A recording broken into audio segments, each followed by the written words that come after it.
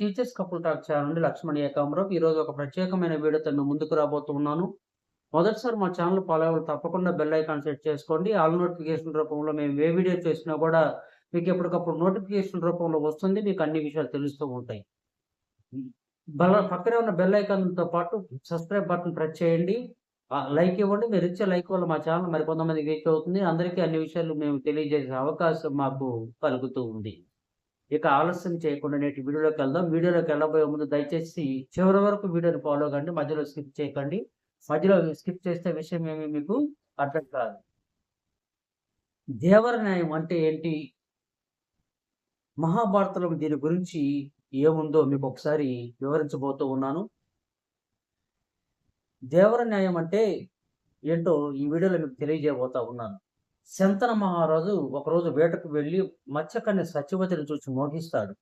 వివాహం చేసుకుంటానని అడిగితే తన కడుపున పుట్టే బిడ్డలే రాజ్యపాలన చేయాలని షరతు విధిస్తుంది. ఆ విషయం తెలుసుకున్న శంతన మహారాజు తనయుడు గంగాదేవి పుత్రుడు భీష్ముడు తన జన్మాంతం బ్రహ్మచారిగా ఉండిపోతానని ప్రతిజ్ఞ చేస్తాడు. ఆ తర్వాత శంతనుడికి వివాహం చేసుకుంటుంది సత్యవతి. సత్యవతి శంతన మహారాజుకి చిత్రాంగదుడు విచిత్ర వీరుడు అనే ఇద్దరు కుమారులు.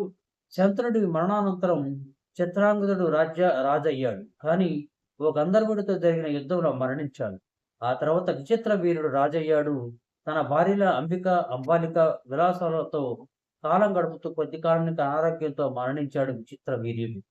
రాజ్యానికి వంశ పరిరక్షణకు వేరే మార్గం లేక భీష్ముని పట్టాభిషేకం చేసుకోమని సత్యవతి కోరింది. కానీ తాను చేసిన ప్రతిజ్ఞను విడిది లేదని నిరాకరించాడు భీష్ముడు. ఇక అదే సమయంలో దేవర న్యాయం గురించి భీష్మజుడు వివరించాడు. పెద్దల అనుమతితో ఉత్తములైన బ్రాహ్మణులతో కోడలకు ఆదానం జరిపించి వంశాన్ని కాపాడుకోవచ్చని, దానినే దేవర న్యాయం అంటారని భీష్ముడు చెప్పాడు. అప్పుడు సత్యవతి శంతనుడితో వివాహానికి ముందు పరాశ మహర్షికి తనకు జన్మించిన వ్యాసుడి గురించి చెబుతుంది. తనకు సద్యోగర్భంలో జన్మించిన వ్యాసుడితో కోడళ్లకు ఆధారం దొరికించవచ్చా అని అడిగింది.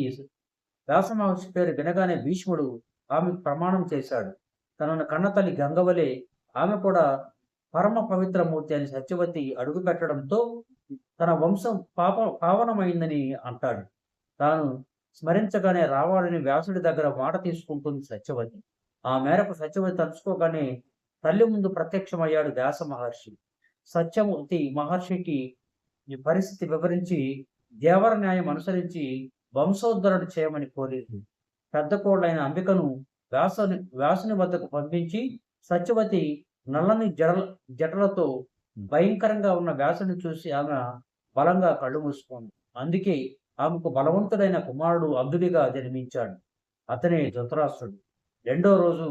రెండో కోడల అంబాలికను పంపించి ఆమె వ్యాస మహర్షితో తేజస్సు చూసి భయపడి పాలిపోయినట్టు అయిపోయింది. ఆమెకు పాండువర్ణంతో జన్మించిన కుమారుడే పాండురాజు.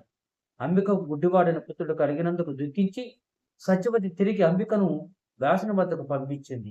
అత్తగారి మాట కాకనలేకపోయినా అంబిక మనసు అంగీకరించలేదు. అప్పుడు దాన్ని తనలా అలంకరించి వ్యాసుని వద్దకు పంపించింది. ఆమెకు కలిగిన కుమారుడే విదురుడు. ధృతరాష్ట్రుడు కుమారులు కౌరవులు, పాండురాజు కుమారులు పాండవులు. భర్త చనిపోయిన స్త్రీ తన భర్త సోదరుని వివాహం చేసుకొని వంశాన్ని నిలబెట్టుకోవచ్చు. స్త్రీకి సామాజిక ఆర్థిక సంరక్షణ కల్పించాల్సిన బాధ్యత పురుషుడిది. అందుకే ఏ కుటుంబంలో స్త్రీ నష్టపోయిందో ఆ కుటుంబంలోనే ఆమెకు రక్షణ కల్పించాలన్నదే దేవర న్యాయం ఉద్దేశం. ఓ వ్యక్తి భార్య చనిపోతే భార్య సోదరి అవివాహిత అయితే ఆమెను పెళ్లి చేసుకోవడం కుటుంబంలో ఆర్థిక సామాజిక సంరక్షణ కల్పించేందుకే ఈ న్యాయాలు ఏర్పాటు చేశారు. సో ఈ వీడియోలో మీకు దేవర న్యాయం గురించి మహాభారతంలోని సన్నివేశాలను తెలియజేయడం జరిగింది. వీడియో మీకు నచ్చితే మా ఛానల్ సబ్స్క్రైబ్ చేయండి, లైక్ చేయండి, షేర్ చేయండి. మరందరికీ కొత్త విషయాలు తెలియజేసే అవకాశం మాకు కల్పించండి. దయచేసి వీడియో చివరి వరకు ఫాలో అవ్వండి. మధ్యలో స్కిప్ చేయకండి. మధ్యలో స్కిప్ చేస్తే విషయం ఏం అర్థం కాదు. బెల్ ఐకాన్ సెట్ చేసుకోండి. ఆల్ నోటిఫికేషన్ రూపంలో మేము ఏ వీడియో చేసినా కూడా నోటిఫికేషన్ రూపంలో వస్తుంది. తప్పకుండా సబ్స్క్రైబ్ బటన్ ప్రెస్ చేయండి, లైక్ ఇవ్వండి. మీరు ఇచ్చే లైక్ వల్ల మా ఛానల్ మరికొంతమందికి రీచ్ అవుతుంది.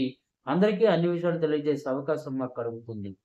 చూస్తూనే ఉండండి. మరో రోజు మరో మంచి వీడియోతో మీ ముందుకి మీ teachers couple talk channel Lakshman Ekambaram.